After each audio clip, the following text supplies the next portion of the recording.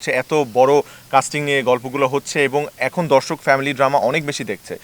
এমন না কখনো দেখে নাই, আগেও দেখছে, জেনারেশন টু জেনারেশন চেঞ্জ হয়েছে, কিন্তু এখন হচ্ছে মানুষের টেস্ট চেঞ্জ হয়েছে, সেই অনুযায়ী হচ্ছে আমরা কাজ করছি। So it's a positive sign আমার কাছে মনে হয়। সো সবাই মিলে আসলে কাজটা করতে খুব ভালো লাগছে এবং it's a family drama. So এ ধরনের কাজ আমার স্পেশালি খুব পার্সোনালি খুব পছন্দ। So thank you so much. একটা পজিটিভ সাইন আমাদের ইন্ডাস্ট্রির জন্য, সেটা হচ্ছে এত বড় কাস্টিং নিয়ে, এত গুণী গুণী আর্টিস্ট নিয়ে যে যখন আমরা ক্যামেরার সামনে দাঁড়াচ্ছি এবং কাজ করছি, একটা গল্প বলার চেষ্টা করছি, এটা কিন্তু অনেক বড় প্লাস পয়েন্ট। বিকজ হচ্ছে দেখা যায় যে অনেক আনারি আর্টিস্টদের সাথেও আসলে আমাদের কাজ করতে হয়েছে বা হয়, তখন দেখা যায় পারফরমেন্স অনেক ফল করে।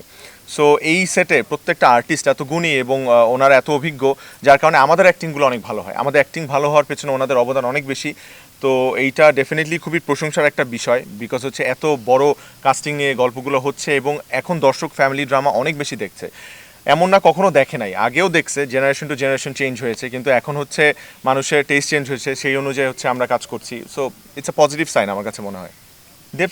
ডেফিনেটলি আমার কাছে এই বিশ্বাস আছে এবং ডিরেক্টরের উপর বিশ্বাস আছে, পুরো টিমের উপর বিশ্বাস আছে, যেটা হচ্ছে যে যেহেতু যেই ফ্যামিলিটা ছিল ওই ফ্যামিলিই আছে, কিন্তু আমি বলেছি যে এক্সটেন্ডেড ফ্যামিলি, আরও এখন নতুন মেম্বার জয়েন হচ্ছে।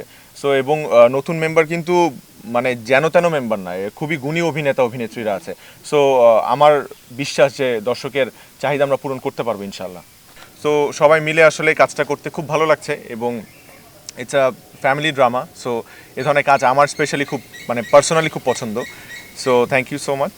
হ্যাঁ, গল্প তো আর রিভিল করতে পারবো না, কিন্তু একটা জিনিস বলতে পারি যে এখানে হচ্ছে আমাদের যেই ফ্যামিলিটাকে দেখানো হয়েছে, এখানে এক্সটেন্ডেড আরেকটা ফ্যামিলি দেখানো হবে।